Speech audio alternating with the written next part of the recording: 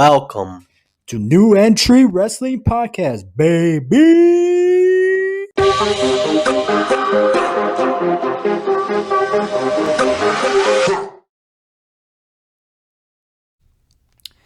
Welcome back to New Entry Wrestling Podcast. I am your host, Sexy Ian. Oh man, my voice broke. With my co-host Ever. What it do, baby? And Ever's still not on this episode, man. Like, damn, man, how long is your vacation, bro? Jeez. But anyways, the show's still gonna go on, baby. Today we got a special episode. We're gonna be interviewing the Kingpin himself, Damien Taylor. Yes, Tyler. Damien Taylor. I hope that's his name. Don't get mad at me, boy. Anyways, he is Chicago's Indy's wrestler. Been wrestling for almost 10 years, I believe. I believe for the past 2 years he's been a manager.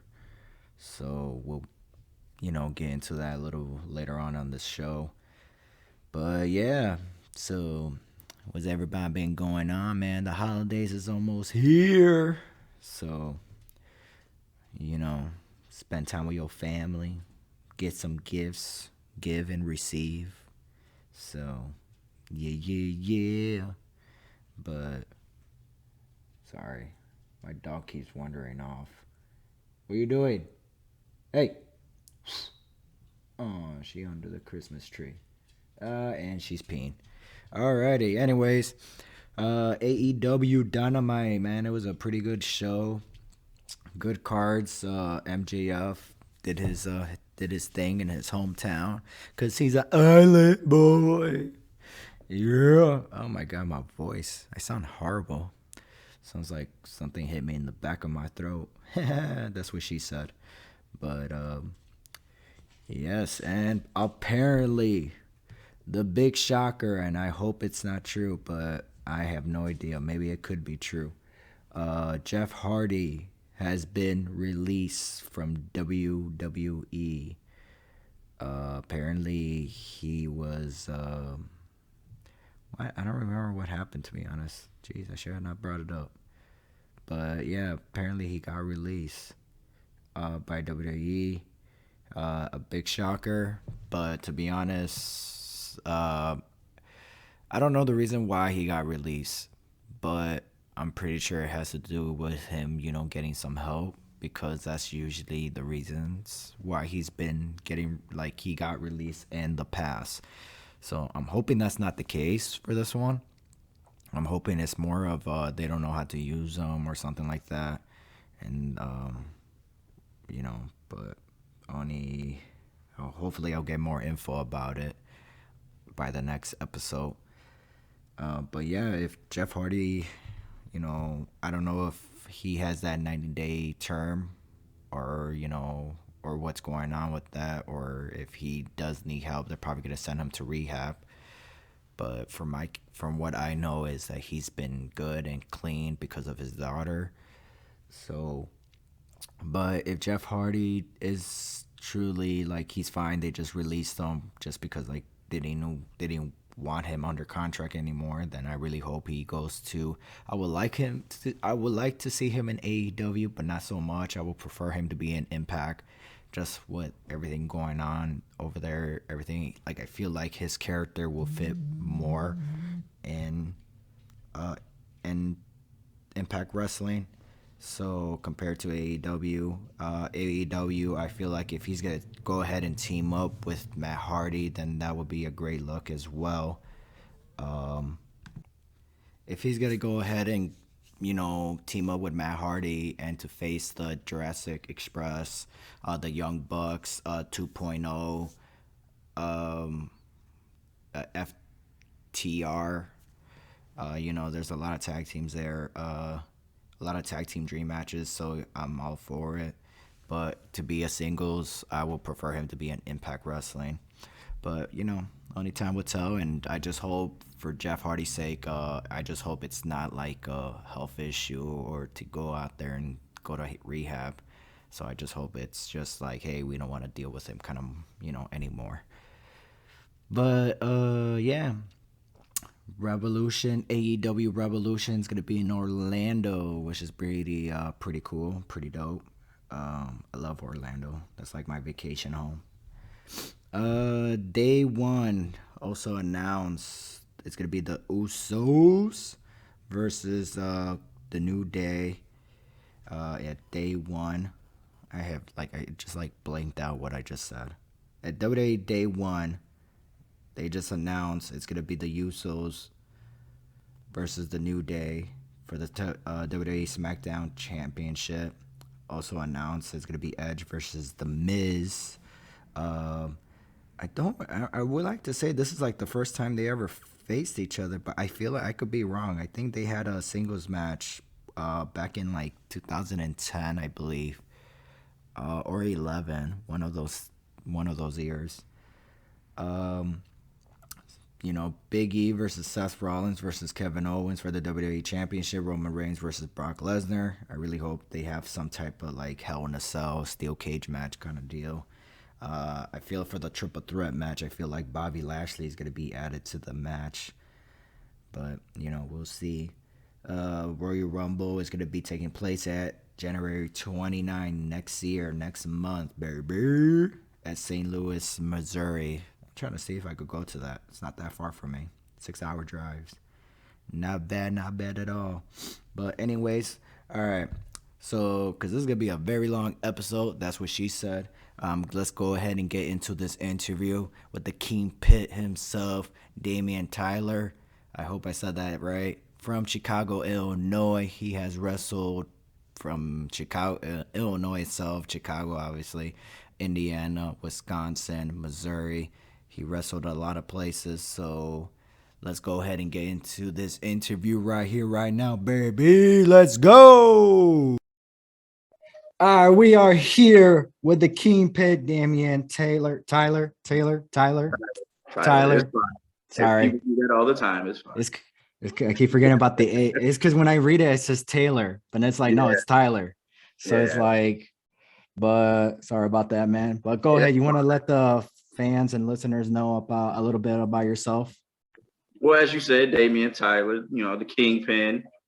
I've been known by a couple of other names, unfortunately, but that's the nature of the business. You feel me? I But got you. been in for what? It's been 12, almost 12 years now. February will make 12 years. Man, I've been doing this way too long. 12 years is a long time. So that's 10. I mean, 12 years because I known you back in 2010. Yeah. So are you counting those years that you were training as well? Yeah, I'm counting those years. That Okay. count. You remember those days? Hell yeah. Oh, that. What are you talking about? I was Counting just those- curious because I wasn't sure if that was the starting point or the starting point was in 2008. You know what I mean? Yeah, like for me, as soon as I stepped foot in that ring, that's when it started for me. So that was 2009, I believe.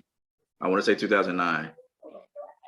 It's been, hey, getting kicked in the head a couple of times, your memory gets bad. I want to say it's 2009. No, I feel Facebook that. usually reminds me it's almost that time. So you started off training back in what was it called? Windy City Pro Wrestling, right? Yes, sir. Good Were old you win. there at where the doors were closing, or were you there the aftermath where it became Dynasty? No, basically me and a couple other guys were basically the last of the Mohicans, basically. We came in right before everything fell apart. Right. We were that last class of Windy City. We got maybe a good year in before everything fell apart and we wound up becoming Dynasty. That's when we wound up going to what was that, Indiana or whatever. So we got a year underneath the Windy City belt. It was good, it is what it is. You got your foot in the door, so that's what's like, important. It felt good to get, that old school brush, you know what I'm saying? Right. For a while because of where we came from, we kind of got looked at a different way. You know, we got looked at it being too rough or too stiff in the ring because of the way that we were trained. But it is what it is. As being a smaller guy, I'm putting my stuff, you know, I'm laying it in there. So if you can't handle that, that's on you. Right, and it's believable for the Yeah, fans too yeah, when that's how we yeah, thought. You know, the smaller you are, you got to lay it in there. definitely. Same thing as like that's how Daniel Bryan is. He's a Yeah, smaller guy and he that's why I stiffs love hard. watching his work. Yeah, that's why I love watching his work. All the smaller guys, the typical, you know, the guys that people usually don't look as being heavyweights or whatever you want to call it. Pete Dunne. Uh, I love Murphy's work, even though he's not that big of a guy. He's jacked, but he's not really that big. So I enjoy watching their work. That's Definitely dope. Dunne lately because he's yet shredded. So been enjoying watching him lately. So besides Windy City and Dynasty, that's where you basically train. From that point on, where did you go and start getting bookings? From there, oh man, wherever somebody would put us on a card, that's where we were at. We tried really, really hard at one point to get into AAW when we first started. Me and my old tag partner. We tried to get into AAW. We were doing like dark matches for them for like, man, it was like a year straight. We were doing dark matches for them, trying to get our foot in the door. We went from doing dark matches for them almost every month for a year. Wound up running into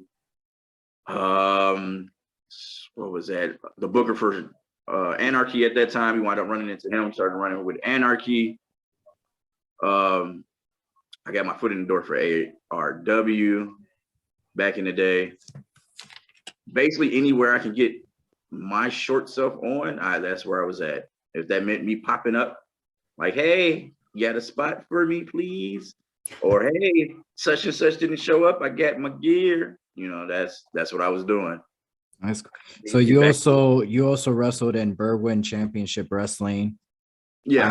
IPW, RPW, Chicagoland Championship. Holy crap. Uh, Chicago.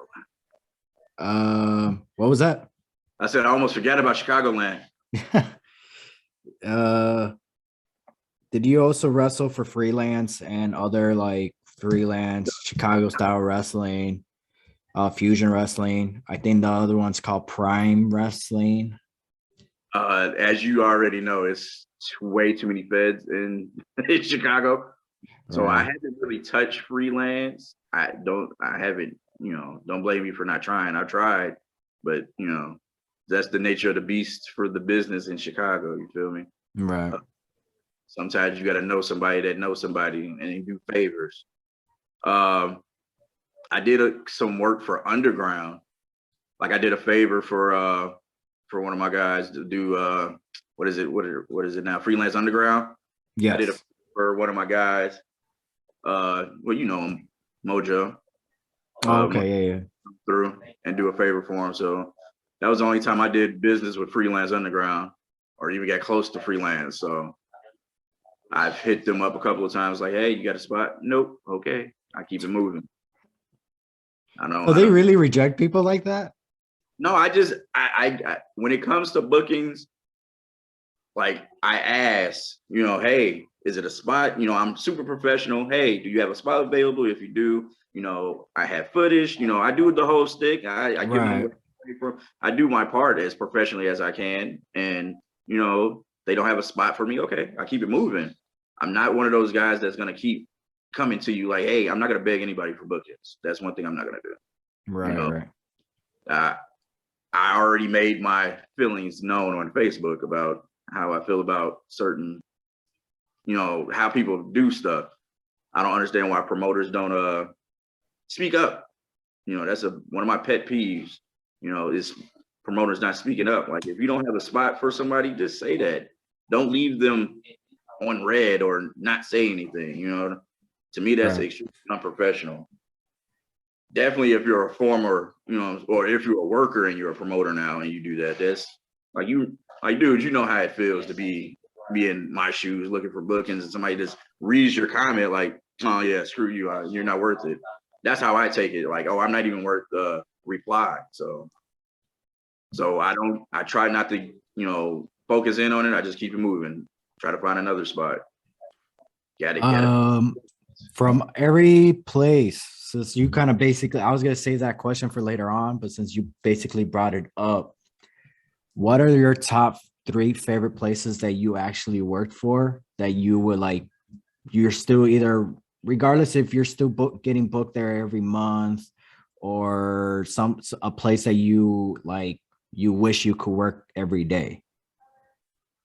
Man, my favorite spot. I know this.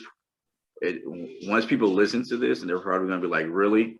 I really enjoyed my time at Anarchy, even though there's a lot of weird stuff going on at that time, like, beef or whatever. I really enjoyed my spot at Anarchy, regardless of what people think. I don't know if he's gonna watch this or not, but Mr. Santana starts. You know what I'm saying? Yeah, me and him bumped heads a lot, but I respect him. You know what I'm saying? I understand where he was coming from, even though he has a bad rep sometimes. I don't want to say I love him or nothing. I'm not that mushy, but you know what I'm saying? Like, I respect him. You know what I'm saying? I feel like he's a little misunderstood. So, but I love working at Anarchy. I love working in Berwyn, period. Berwyn is just a great atmosphere to wrestle in. You know what I'm saying? Even when I was tagging with my boy back in the day, and we were doing the dark matches for AAW, we were happy doing that. We were happy just doing dark matches just because of it being in Berwyn. Like, that crowd is just, when you have that little spot packed, it's just fun. You know what I'm saying? Like, the fans really, you know what I'm saying, are good fans. Like, I love Berwyn's crowds. Other than like an actual Fed, I would say, yeah, like Anarchy, but my favorite spot to wrestle is Berwyn, always. I don't Is care. Arnicky? Oh my god, I can't even say it. Arnicky still around? Not that I know of, no. Last time I heard, Anarchy ran, man, I think it was like right before, I want to say Rona hit. I think they did a show maybe. But that was it, right? Yeah, that was it. They started running shows other places, but I don't know what happened to it. Interesting. Every once in a while, I hear, whispers of it possibly coming back. Right. Until I, you know what I'm saying, see something or hear something from Starks, I ain't gonna believe nothing. So is there a place that you would never go back to? Most definitely. The PC thing to say is, yeah, most definitely, there's places, but we're not going to do that. One of the places I know damn sure I'm not going back to is PRW. Most definitely not. You will never, ever see Damien Tyler touch a ring for them ever again. Ever again. Never will you see me. Like, man. You want to go into details? Hey, if you want me to, I don't know. You can try to. Hey, it's up to you. Just try to keep it as PG as you can. PG as we can. You can even bleep it out yourself if you want. Like, for me, it was just way too much politics and pretending to be wrestlers. Like, a lot of people get on me and the way I look. I have put on weight. I'm not gonna lie. I put on and we all have. I have put on a few pounds, you feel me? But, people come to me and, oh, you need to look the part and you don't look like a wrestler and you need to, get into shape. I didn't hit 200. Right. I'm 200 pounds now. A lot of people say I need to get into better shape. Cool. But you have a whole Fed. You have a whole promotion that looked like they just got off their couch and said, hey, I'm going to be a wrestler today. No. Like, out of respect for the man who runs it, I was doing business for them. And because, I had doing favors, how wrestling is, you always doing favors. Right. I wanted to going back and I regret it. I should have never went back. It left a bad taste in my mouth. like a really bad taste in my mouth. When Now, people was it because of like, was it just because of what you saw in the locker room from the guys, or was it like a certain match or the have booking? a checklist, sir, like whatever you think is wrong with a wrestling business or a locker room, it basically happened there. Um, No, I'm not lying to you. I'm not anybody that knows what goes on there knows. You know, if any of them watch this, they probably gonna feel some type of way. I really don't care. I really don't. As you can see in my face, I don't yeah, I care. know. I could tell. Well, where there's a reason why I reached out to you to do this interview with me. Look, So I'm very grateful because I've had people back away from me because of my mouth, and I'm no, being very you're the nice. reason why we're still friends on Facebook. Oh yeah, most definitely. But Like and plus, you could take a joke. I've been calling you Uncle Phil for like what, 2 years now. yeah, definitely. As you can see, I ain't shaved today. It's been one of those days. Like I've been running around all day, so I ain't get a chance to do nothing. I was like, skip it. This is what you get. All This the is what handsome, you get. you know, Hey, you're not handsome. being booked. You're not getting paid for this interview, so You you know, don't have to look for the you, part. you ain't getting all the handsomeness. Nah. All right. So I gotta ask about the gimmick, the mask, the Kingpin, uh the jacket. Where'd you get all that idea from? Oh man, like the Kingpin thing really came to me when I got injured. Uh, that was like my first big injury. Like I didn't think I was coming back really. Right. I tore my meniscus, my PCL, and I fractured my shin.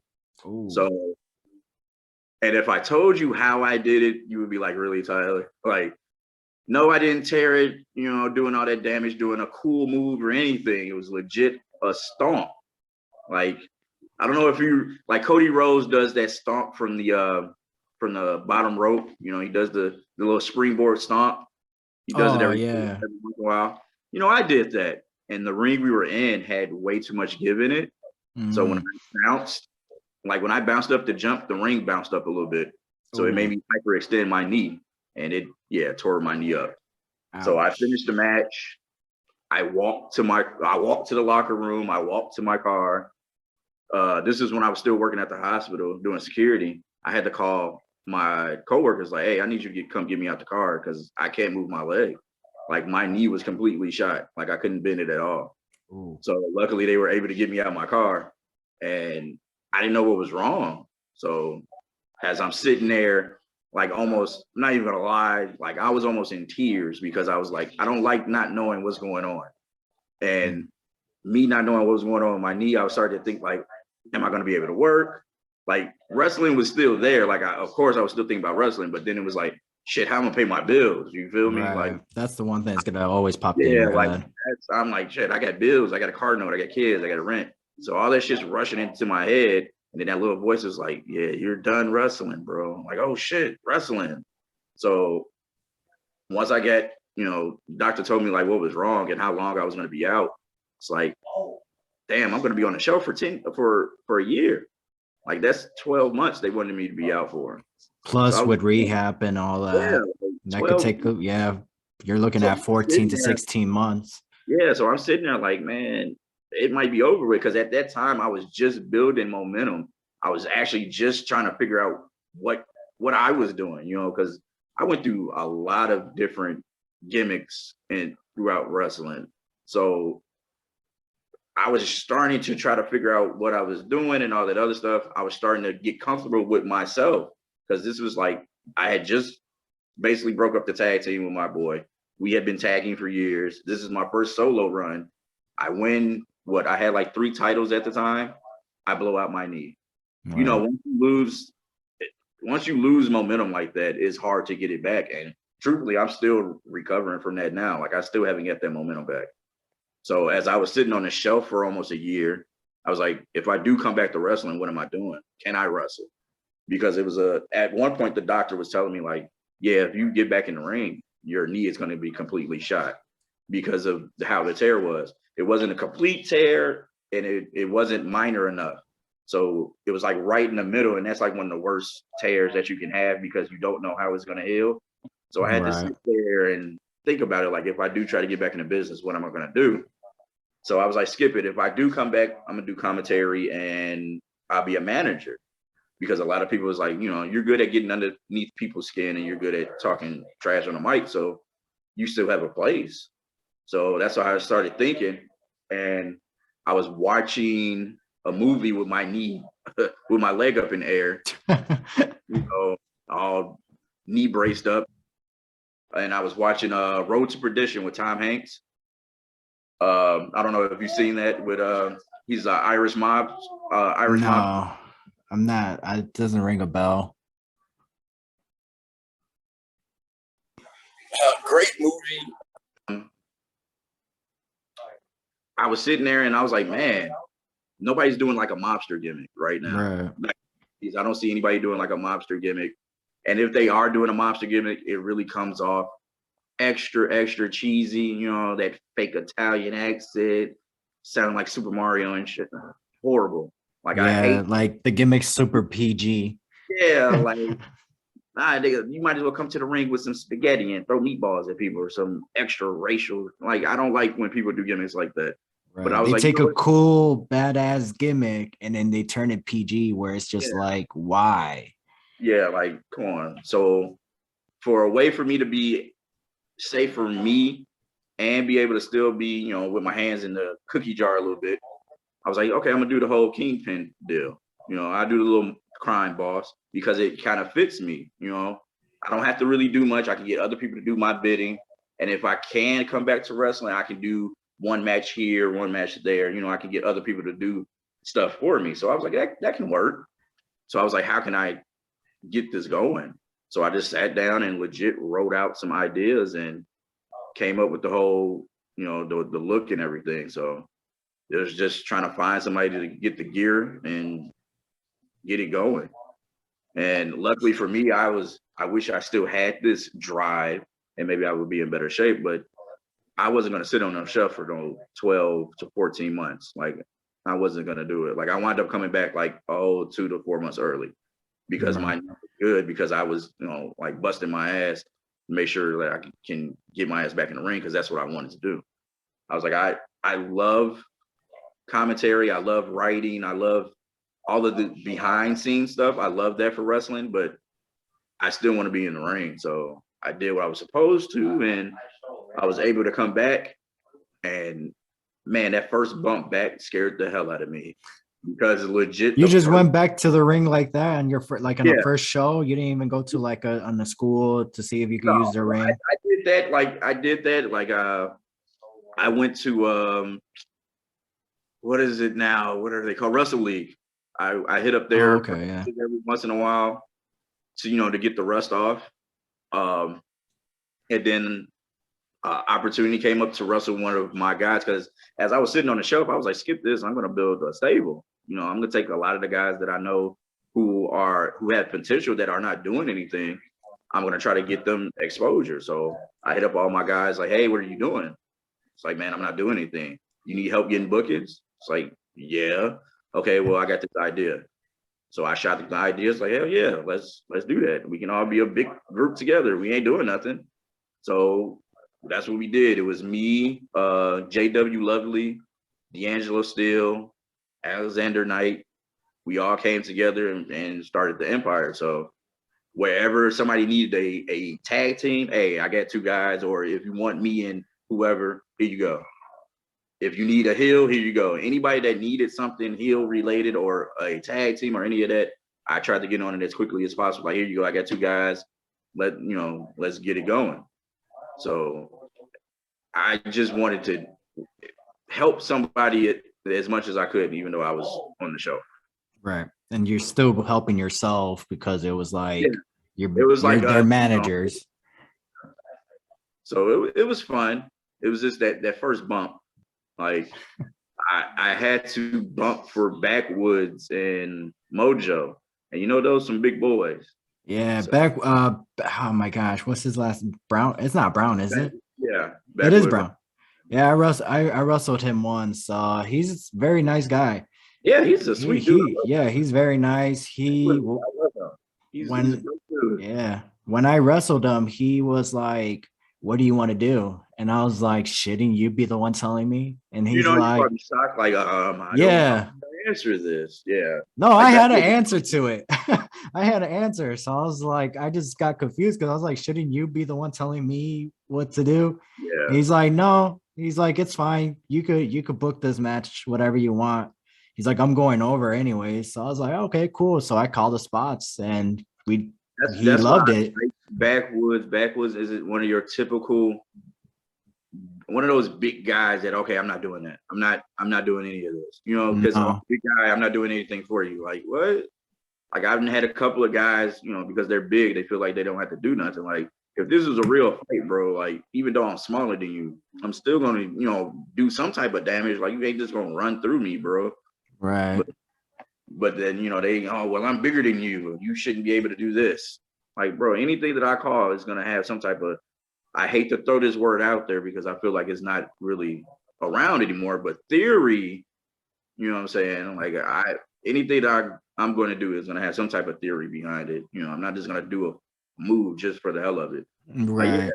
I'm I'm 5'5", 200. You're 6'3", 260. Yeah, I'm going to come power bomb you. Like what? No, what are you talking about? Like yeah, I'm Hey, picking some you up. people have done that though. Some people have done that though. Man, I'll be watching some of these spots and I'd be like, why? Maybe I feel like that's the old man in me, and I'd be like, why? Why are you doing that? I feel Like like I'm like turning to that somebody guy. like somebody, you know how you mentioned Buddy Murphy earlier, where it's like on height, he's not up there. He's not that big. He's not that tall, but Yeah, he's jacked up. So yeah, somebody like him trying to power bomb somebody, I'll believe it. yeah. But But somebody like even if it was like him versus Brock, you can see him maybe doing like maybe one power move out of nowhere. You right. feel me? Like not repeatedly. You know how No, they no, no, no, yeah, not repeat. But the problem is finishes.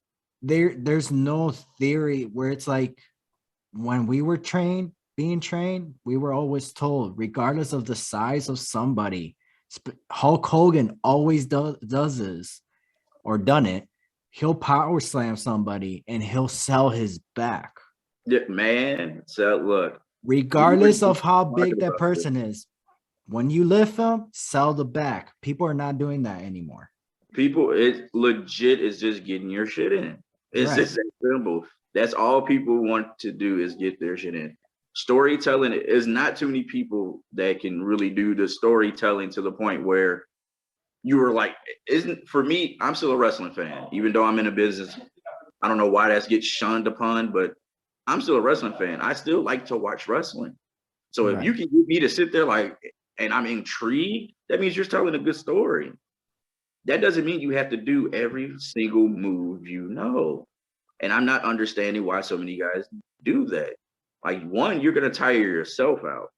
You know, we don't have that many bumps in this business. You know, it's a little meter you get, and with every bump, it fills up.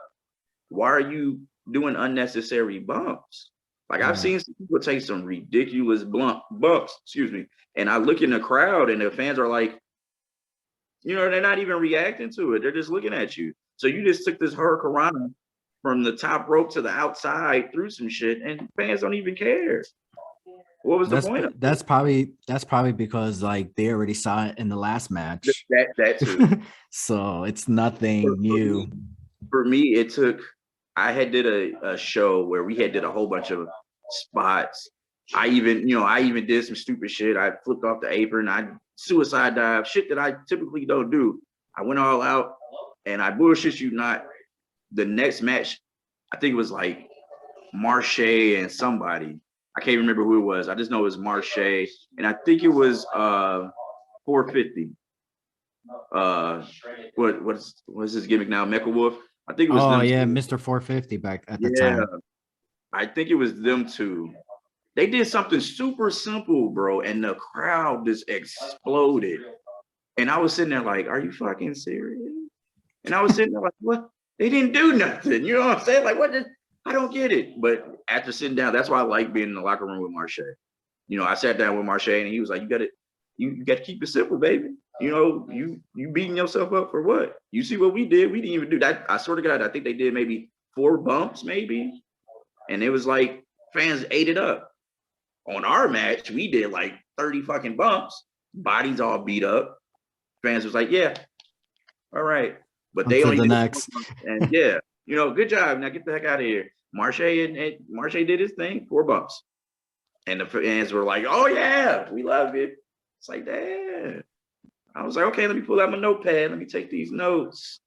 I started, wrestling smarter. It doesn't mean that you don't do some flashy stuff. It's just don't do it every time, bro. Right. Like they always say pay attention to the match before you. Nobody does that. No. Nobody. I wouldn't know, rare. But I could tell what I watch. Nobody does it sometimes because you have people going over their matches, and 2, it's not a TV in the back for you to watch it, so you got to creep and peek through the curtain without being seen to watch it. But a lot of people aren't doing that. Why? Because they don't care. They just want to get their shit in. It could be nobody asks anymore. I haven't seen that in I don't know how long. Like, hey, what's y'all's finish? You know what I'm saying? Like, what are y'all doing? So we don't repeat it or do it before y'all to fuck up y'all match. People don't do that. People don't do that. They don't care. They just go out there now. Yep. Everybody wants to be, headlining WrestleMania. Everybody wants to have that 5-star match, but it throws off the card to the point where by the time the main event comes, fans are already tired. Fans are ready to go home. And when the main event starts, you get nothing. Like, woo, yay. Is it over? That's what you get at the end. Right. Because everybody then had a, in their mind, a 5-star match. So they done burnt the fans out. Sometimes you gotta have that 1-star match, that burner, just bump, go home, take it. That's one thing that we were just talking about at a show we were on. Like, man, what happened to people keeping to their times? What's going on here? We're gonna be here all night, brother. Let's go. You gotta go home. I'm like that old man now. I gotta get some sleep. Everybody was going over, like, okay, there's some vets out here. They're gonna cut it short. Nope, they're going over to. Damn it. All right, let me go ahead and sit down. It's like they want to stay in the indies. Nothing wrong with that, but it's just like the fact is you do need to learn how to do your timing. Man, when it comes to that, like, it's nothing wrong with staying in the indies. Definitely, if you have enough of a following, you can make some decent money. But it's weird. It's the business is just getting really weird to me. Like, it's not what it used to be, and it's just getting really, I don't want to say toxic, but I feel like I'm turning into that old grumpy vet.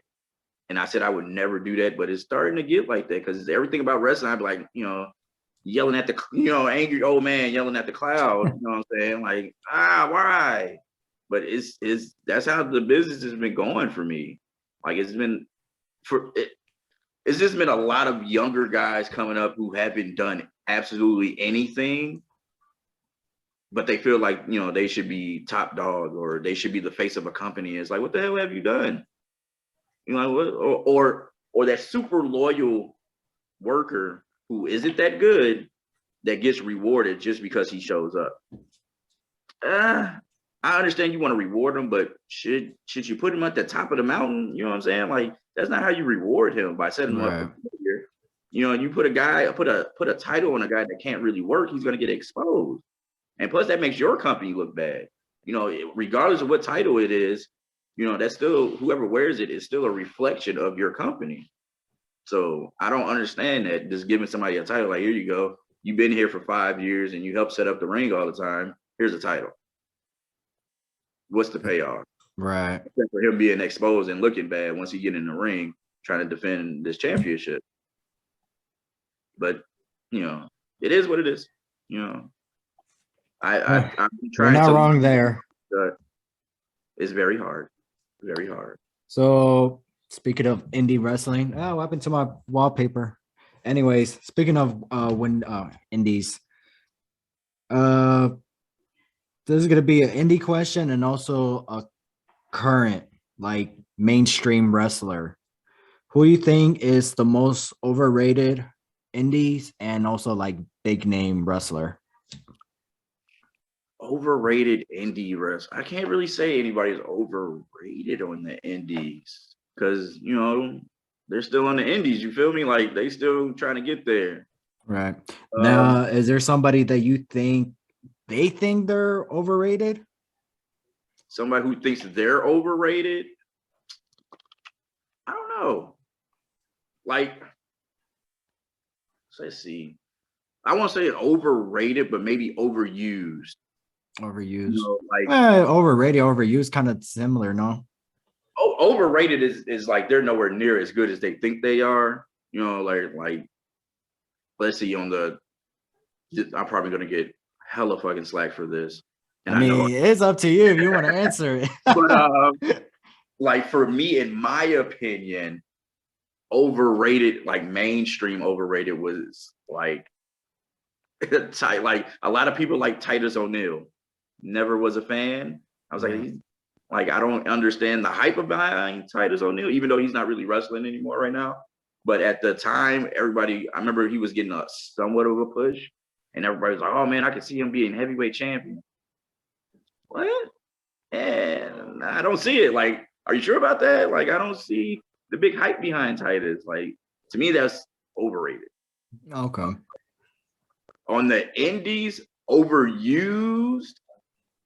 I know I'm gonna get shit for this. Overused, like a lot of promoters play it safe. A lot of promoters play it safe. So you see the same faces everywhere. Almost every card damn near be the same nowadays. And it gets to you. Like, man, you can't give no opportunities to nobody else.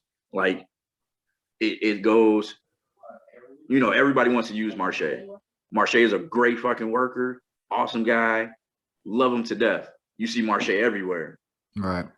And he's a great worker, so nothing's wrong with He's that. a great worker. And then to me, nobody tries to use him in a different way. You know what I'm saying? Like, if you're Oh, gonna do you use mean Marche, like he's always facing somebody new? I mean, somebody like he already faced yeah, before? like, it's always somebody like Chris Logan.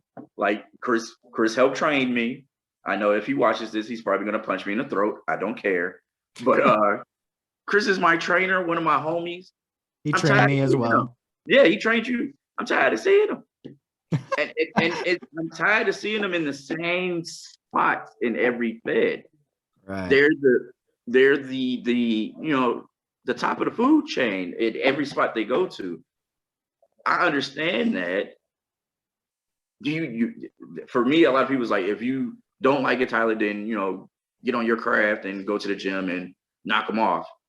Yeah, even if I do that, is that really going to change anything? You And know what I'm plus, saying? he's your boy. It's not like you're saying you want him off the That's what food I'm saying. Like, chain. I just want them off, but I just want promoters to take a chance on newer guys. You know what I'm Yeah. saying? Like, give somebody else the ball for a chance. Like, Or you have two top guys, instead of having them face each other, they could face yeah, somebody like else. face somebody new. Like, these promoters are so scared on, I don't know if it's failing or I don't know what it is. A lot of these promoters are just really just stuck in their ways of, okay, I'm booking this guy, these top guys, because that other promotion put these guys there and I know what they're capable of. I'm not taking a chance on nobody else. You're not Right. gonna bring in no new fans. It's gonna be the same fans. And if you're running shows like that, if I seen these guys at show A, why am I gonna come to your show? Right. Right. To me, it's costing you, even though it's maybe in a different town or whatever. I'm still not gonna drive all the way out there to see the same match. No, I'm not gonna do that. Like a lot of promoters do that. It's be the same guys all the time. Like, can we please get another match? Please. Like I remember at one point, whatever, I don't even care anymore. I remember at one point, like I was looking at somebody's flyer and I was like, okay, decent card. And then I looked at some other show and it was legit almost the same card. Wait a minute. What is this? Like same main event, everything for the titles. Come on, bro. Come on, y'all need to do better. Y'all need to do better. Jeez. Like y'all You need to sure be. it wasn't the owner wasn't running both companies? Yeah, and that's what it seems like. It's just like, is this Uh, just one promoter for every fan? Like, what are y'all doing? I don't so who? Same question, but who do you think is most underrated? underrated on the indies. Underrated on the indies, I'm gonna have to go with, man, there's so many people. You can name them all. Put them over if you want. Truthfully, like it's to me, Chris Logan. He's underrated. A lot of the guys we know, Shane Foster is underrated. Um, Marcelo Spade.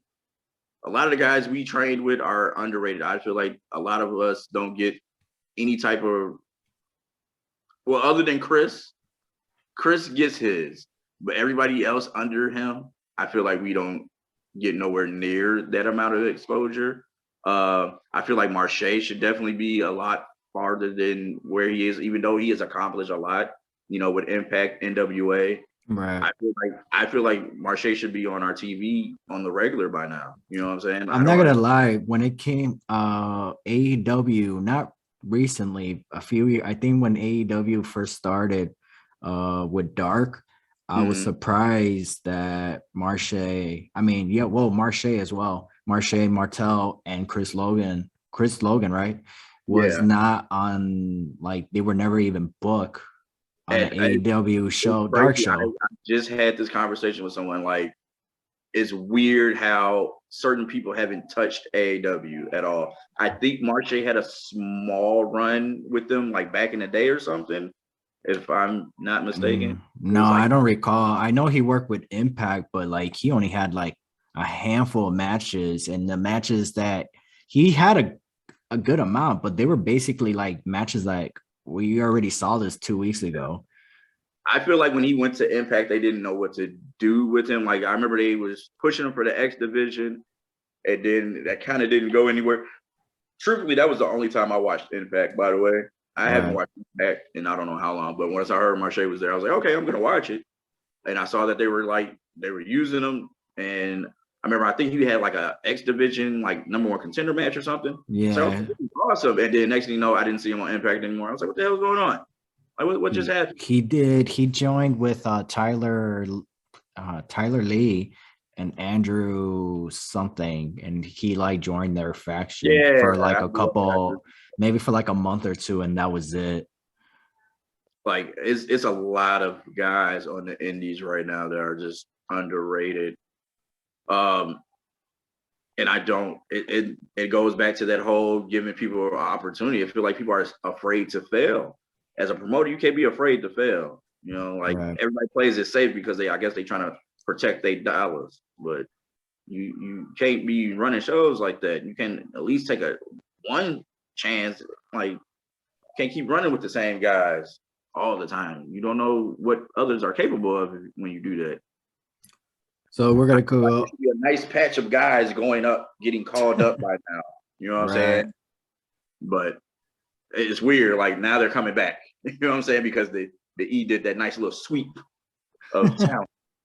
So it's definitely weird right now. It's like a weird balance of wrestling right now. Like, the Indies is gonna get really crazy with it being so many guys, like great talented guys being released and shit. It's going to be a lot of guys on indie shows. You know what I'm saying? Is everybody's going to have to step up their game. So it is what it is. That's why I was And with sitting here. another wrestling company around, a better chance for you to get signed too. Yeah. Like, I'm still trying to figure like who else. Okay. Going back to like the underrated like main guys, to Brunson Reed, Jonah Rock. Oh yeah, Like, yeah. He was just on Impact too. yeah, like I was shocked that the E went ahead and cut him. Like, he gives you that old school feel, but he can do everything. You know what I'm saying? Like, he's not a typical big dude. Like, he can legit do everything, but he still gives that feel of like old school wrestling. But he can wrestle new school. So for them to let him go, like, I was shocked. I was kind of upset. Like, That's you one of the reasons why I was watching NXT. Like, what's going on here? I actually was I noticed him when he was in PWG for a bit. Yeah, that's when And yeah.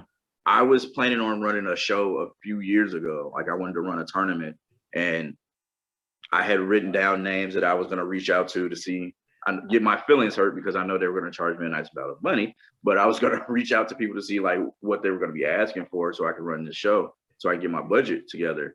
And he was on there. A lot of other guys, and I'm glad are getting that opportunity now.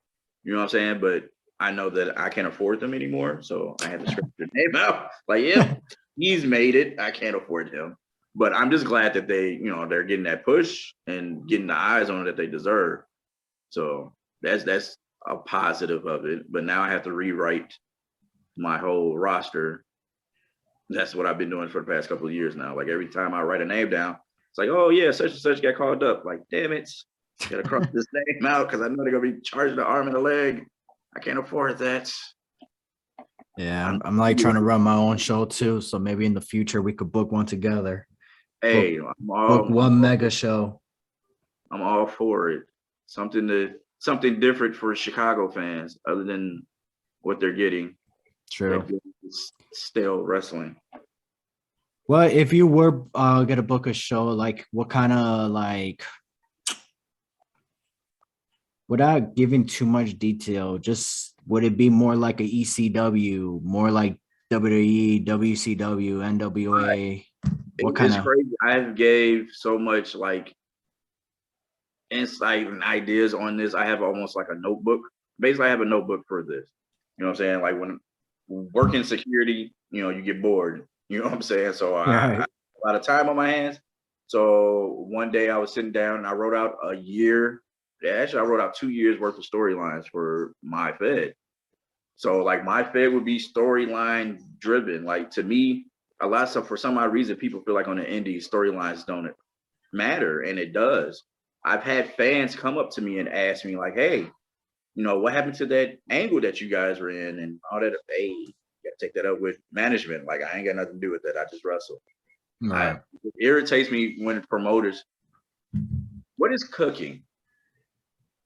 It irritates me when fans are not listened to. You know what I'm saying? A lot of promoters feel like they don't have to listen to them for some odd reason. Like without them, you don't get paid. So you should, at least take what they think into consideration. And if they want storylines, give them storylines. It's not that hard. Right. I remember at one point when I was helping with booking, I had written out a whole year worth of bookings, and the promoter was like, "What are you doing?" It's like, "I'm writing from, anniversary show to anniversary show." He was like, "Why would you do that?" So we know what we're doing for the next 12 months. Like, what are you talking about? He's like, I don't want to do that because truthfully, I don't trust the guys going to show up. You don't trust your guy. You don't trust your locker room. You don't trust your roster. What do you mean you don't trust your roster? Then why would you bring them in if you don't trust them? Well, anything can happen. That's your job as the promoter. If an injury happens, you have to change things up. If they have a booking, you have to change things up.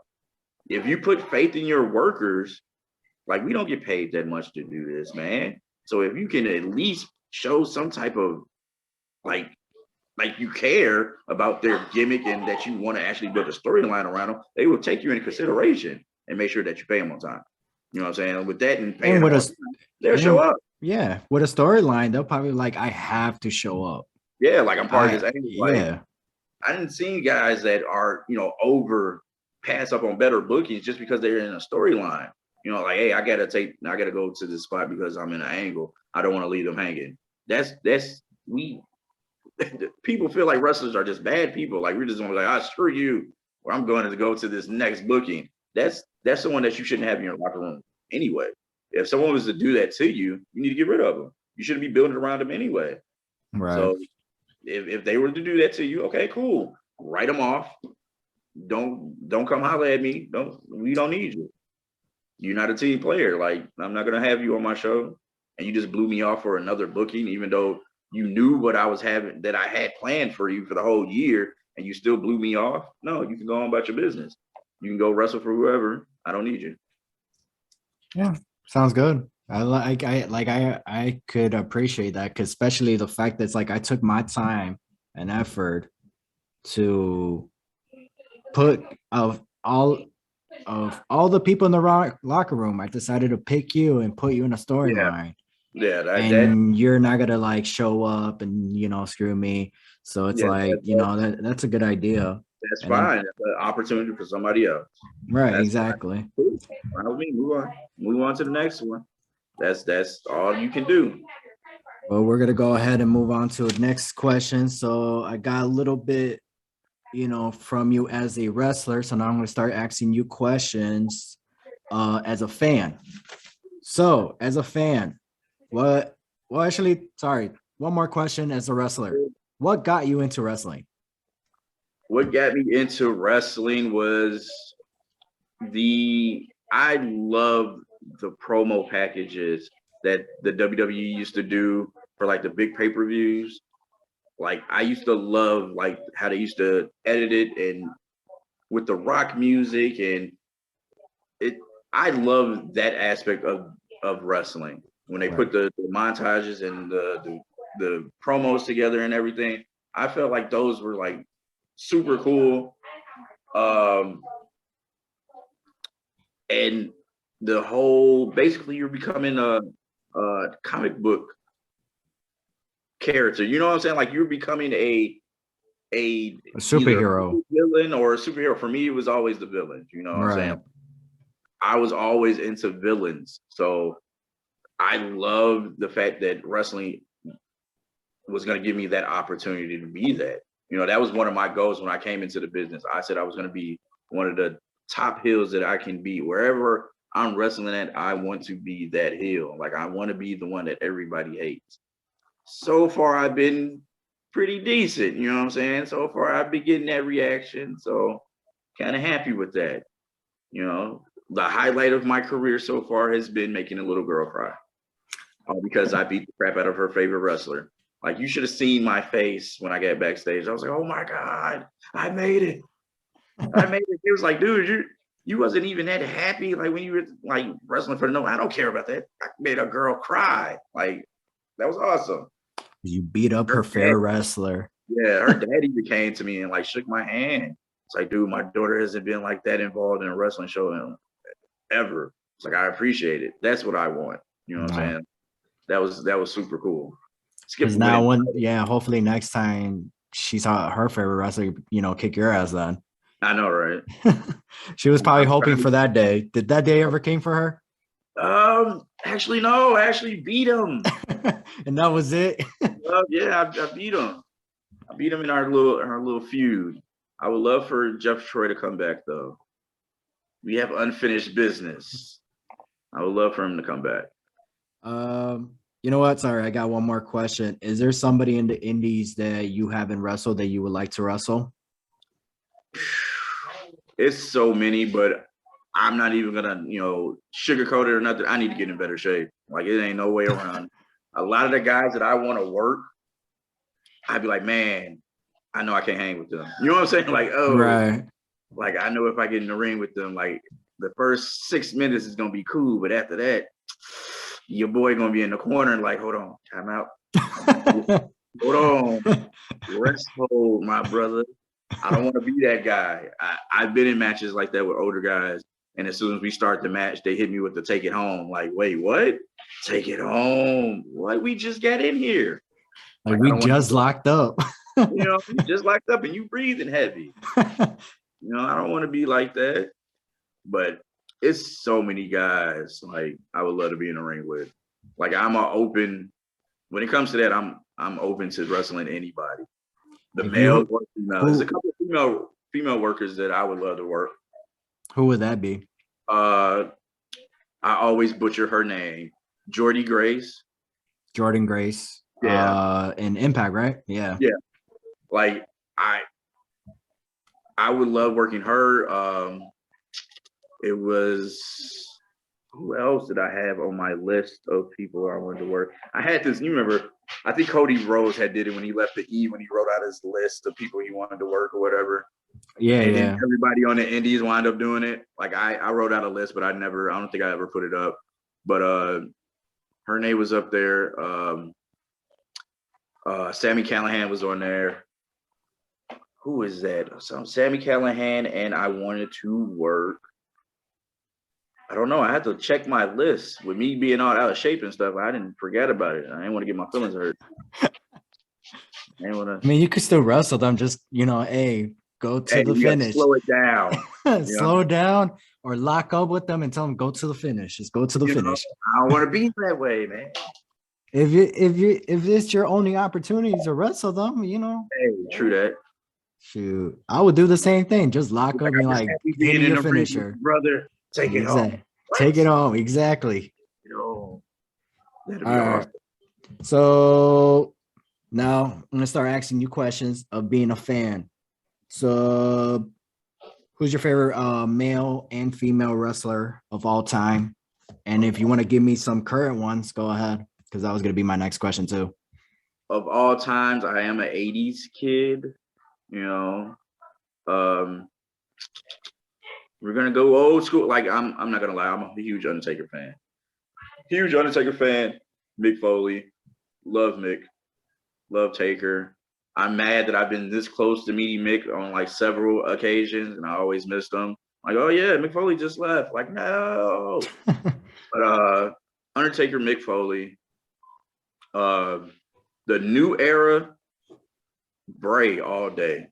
Like, Bray was one of the only reasons why I was still watching the E. Definitely at one point before Roman had started his whole tribal chief, gimmick, he was basically it for me, because it wasn't nothing as a wrestling fan. It was nothing that was appealing to me except for NXT. I separate NXT from the E.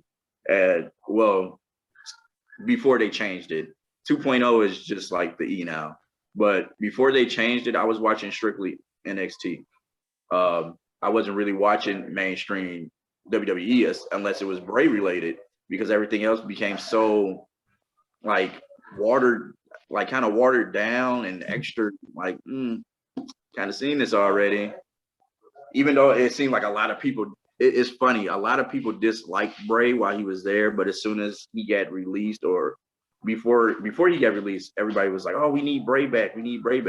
Well, if y'all were doing this when he was there, you know what I'm saying? Like, maybe this wouldn't happen. But Bray is what basically kept me watching the E. So current favorite is definitely Bray. All-time favorite, it has to be Taker and Mick. Female wrestlers, I'm gonna go with, I don't know. I don't have any favorite female wrestlers. Like, Luna was my favorite as a kid. Like, currently, I don't really have a favorite right now. Not even Charlotte, Becky, Jordan Grace. I love the fact that they can wrestle now. You know what I'm saying? Like, they can actually wrestle. They're not just in there with tight clothes on, booty hanging out and stuff like that. Like, they actually. Well, Becky had her booty hanging at Survivor Series. Yeah, I saw that. Like, the whole wrestling community was all over those cheeks. It's like, Jesus, I act like I've never seen little Irish butt cheeks before. Like, calm down there. Right now, I'm just glad female wrestlers can actually show that they can work. You know what I'm saying? Like, I actually enjoy watching some females wrestle. Not all. Not taking any shots or jabs. It's just some. I would say majority, even that. But it is a couple of females out here. Yeah, they're only getting used because of their looks. We all know that, which irritates the hell out of me. I know if it irritates me, I know it irritates the female worker.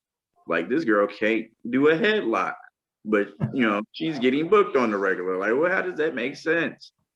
Or if you ask them, like, hey, how long have you been training? And they say, like, oh, I've been training 13 years, but they have never did a drop toe hold in their life. Like, what?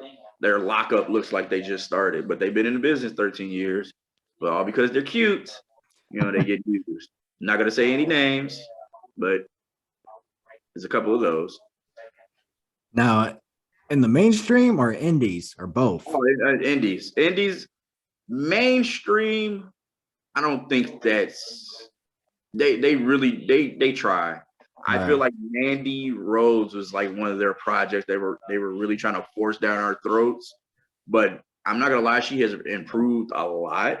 Because at one point I was like, yeah, they trying to turn her into Trish Stratus, and it's not gonna happen. Like it was just not clicking. But it's crazy what some hair dye do. She turned her darken up that hair, and all of a sudden, she's working. Like, okay, I watched. And now she's NXT Women's Champion. Yeah, I have watched that match with her and Gonzalez, and I was like, wow, this is actually good. Okay, all right. I'm sorry, Mandy. I kind of cut it. Thought you was gonna be able to deliver. My bad. Prove me Maybe the wrong. E just wasn't giving her the opportunity to show off in the ring. That's just like with Liv Morgan. Like, I wish they would. I'm kind of hoping they put the title on her, but we'll see. I doubt it, since they put it on Becky at SummerSlam. I don't think they're gonna take it off for this And early. they did the swap too, so Yeah, so it is what it is. all right. So do you have a favorite pay-per-view theme?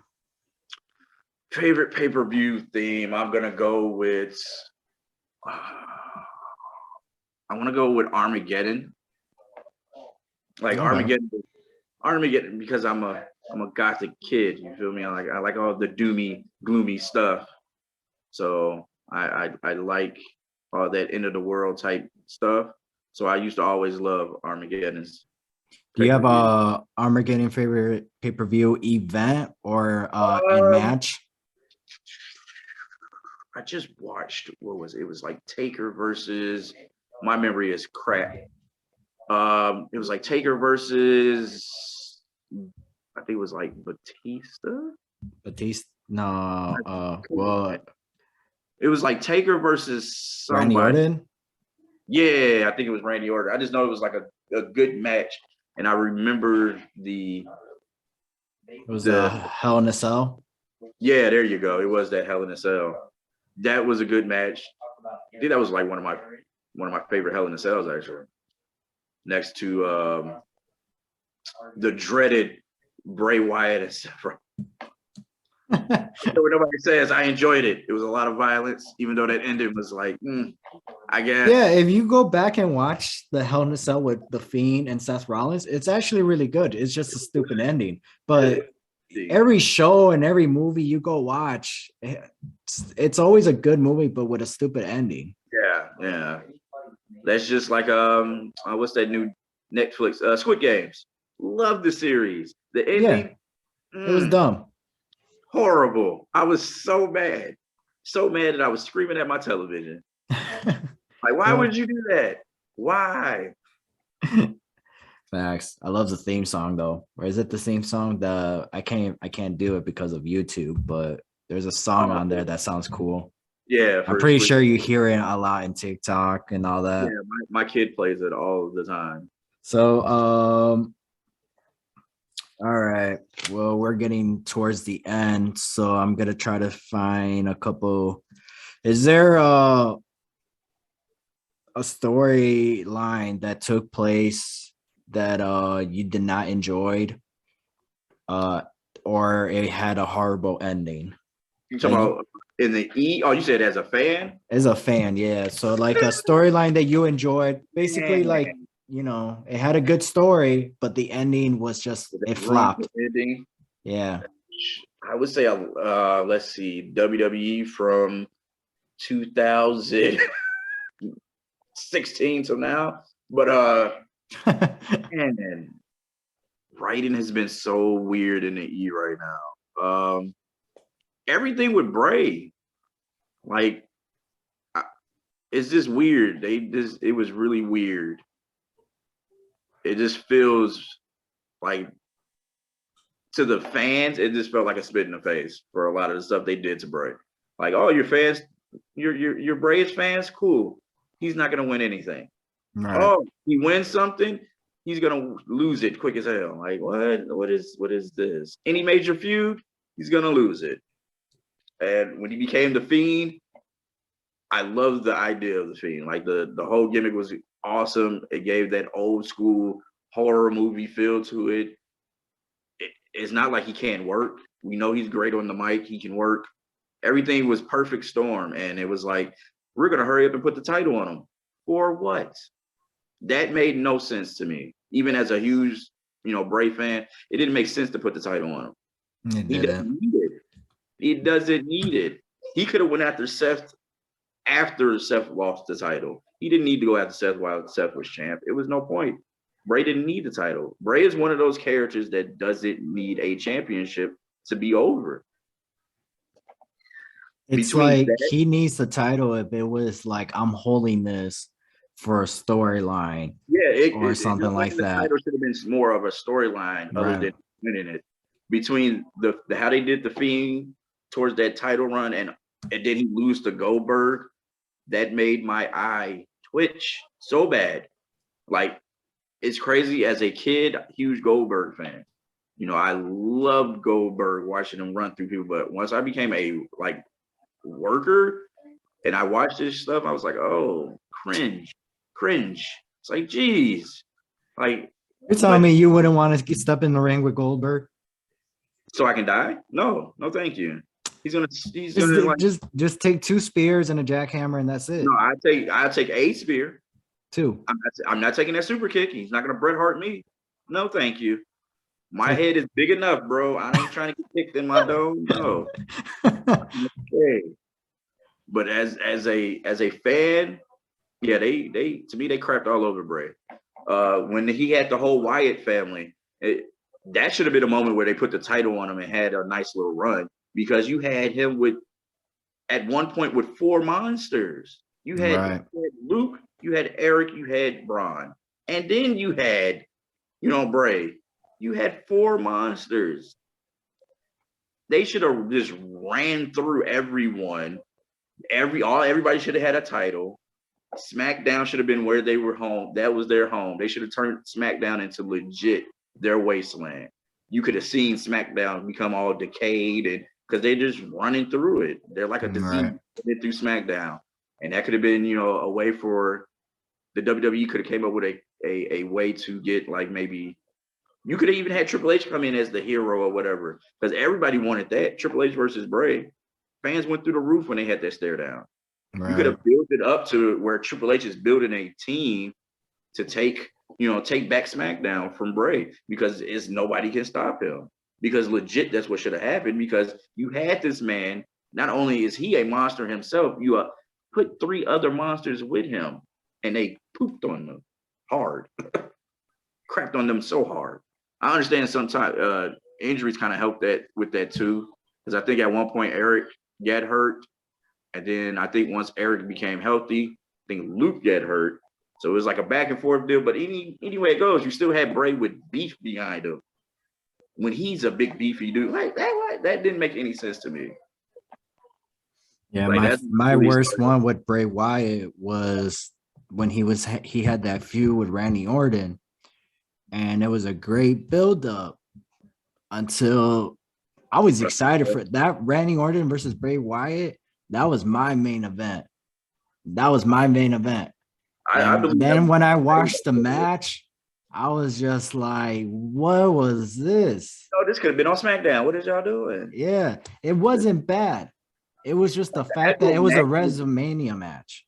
Yeah, like the match wasn't bad. It was the fact that all of that weird, cheesy, hokey stuff that they were trying to do didn't get over. That ruined it for me. They should have actually had, like, come on now, y'all should have. If y'all want to do the whole creepy, y'all could have had some roaches, some big, gigantic, hissing cockroaches.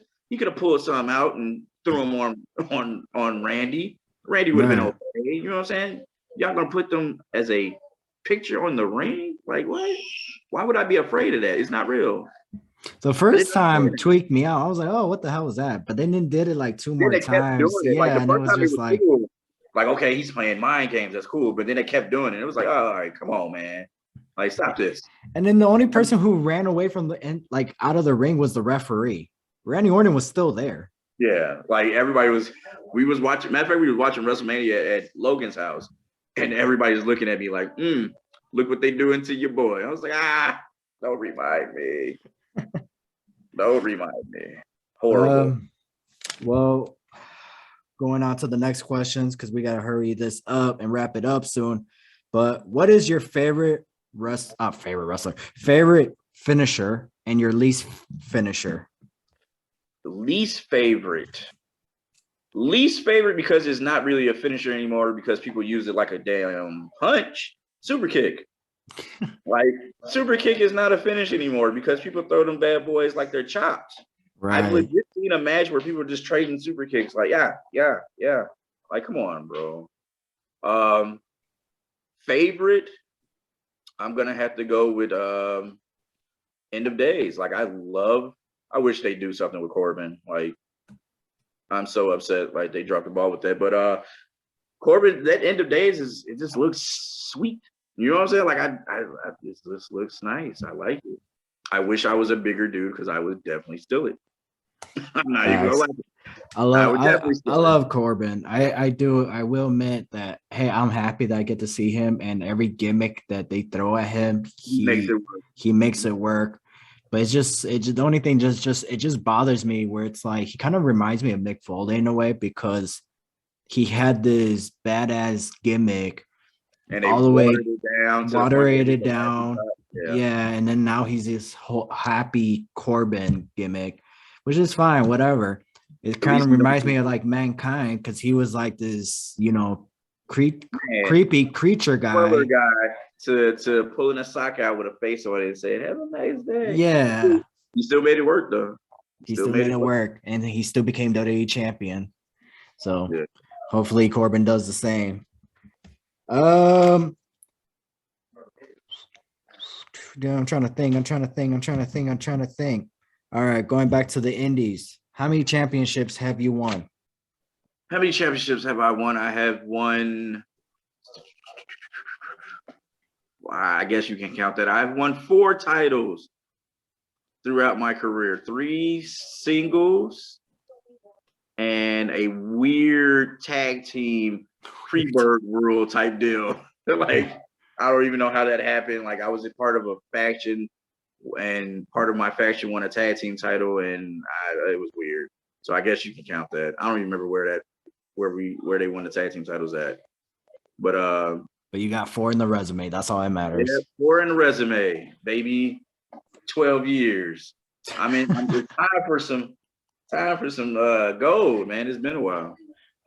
True.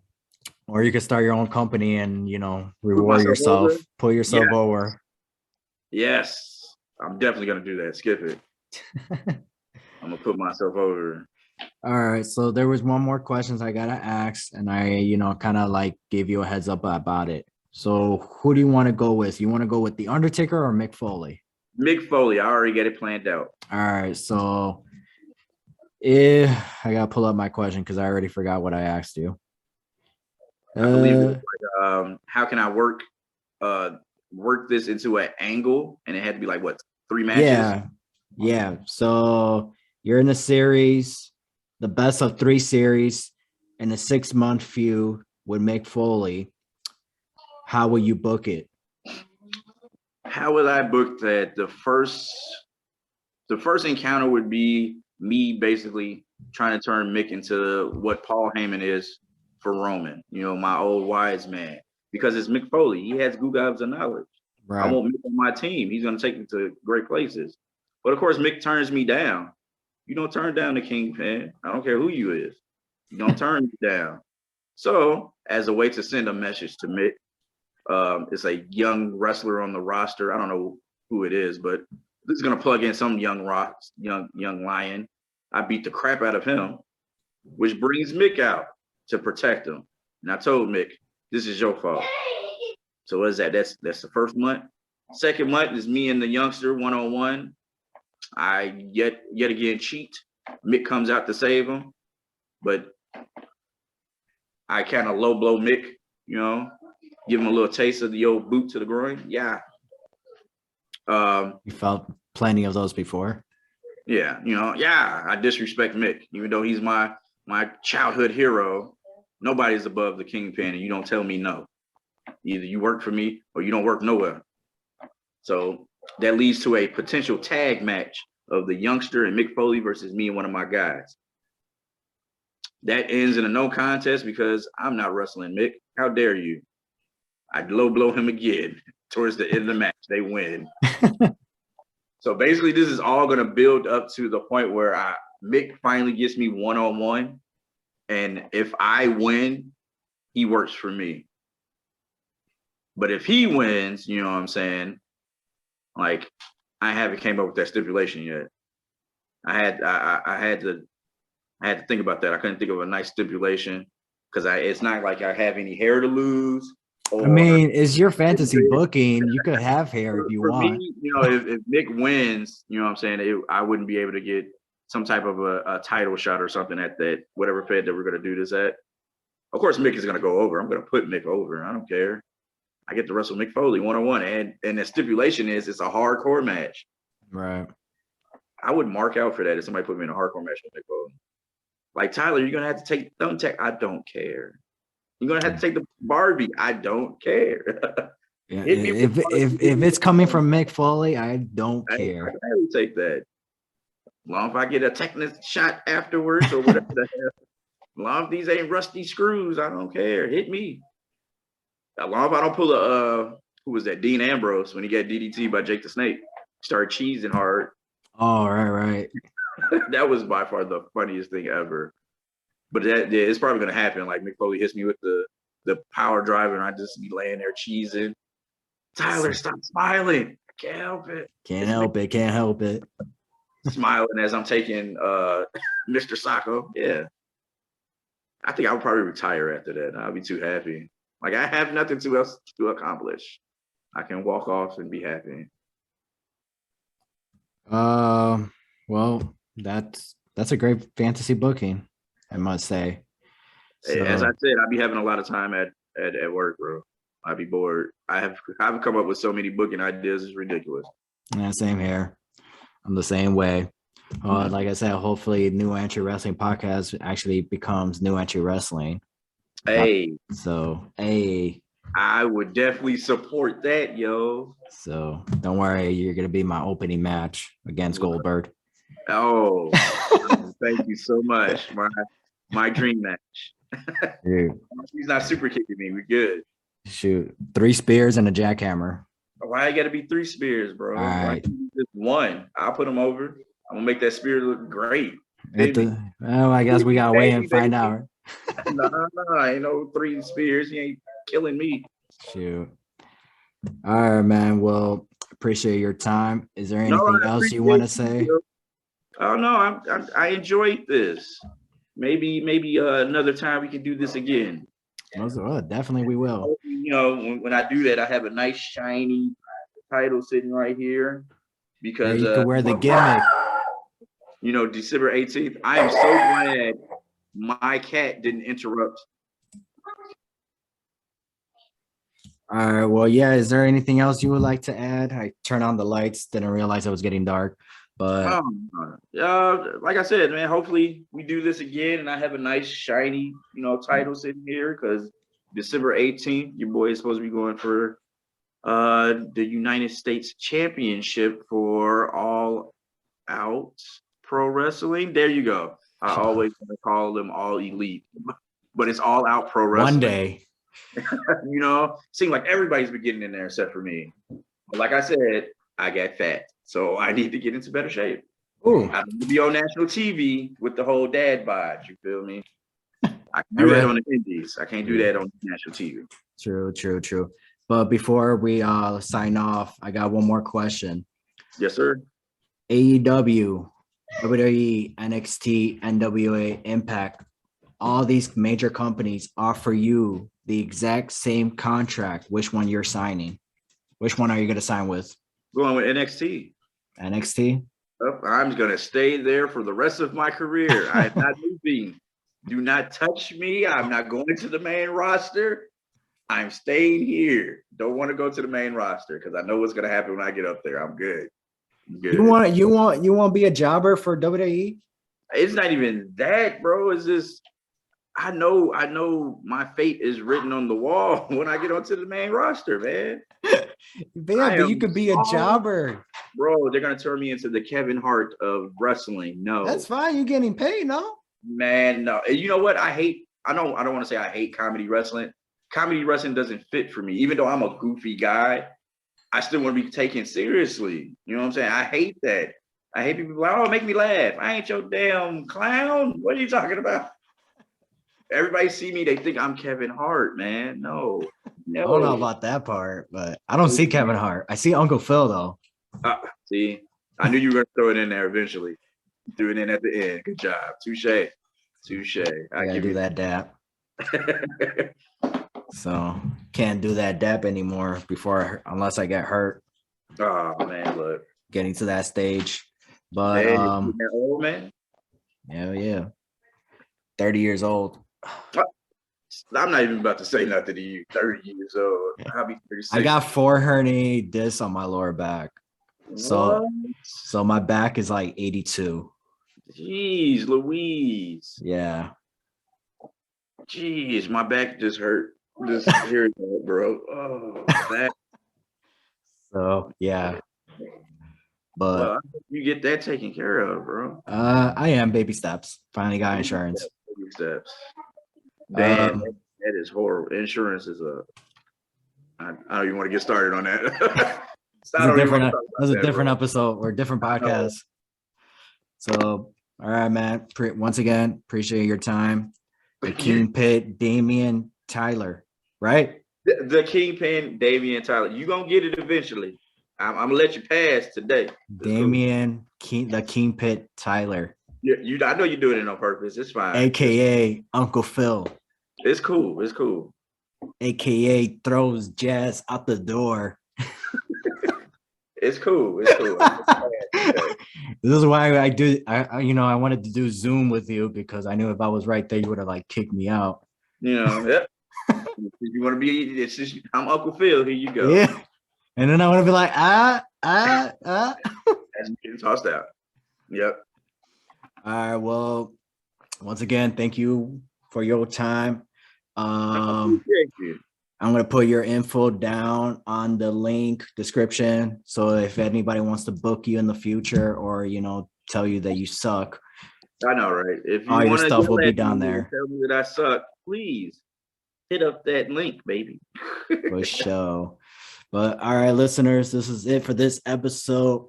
I'm your host, Ian, with my co-host Ever, but he ain't here. So Damien, Tyler, Uncle Phil. Thank you. Cool. It's cool. I know you're doing it on purpose. It's fine. And we are out. Yay!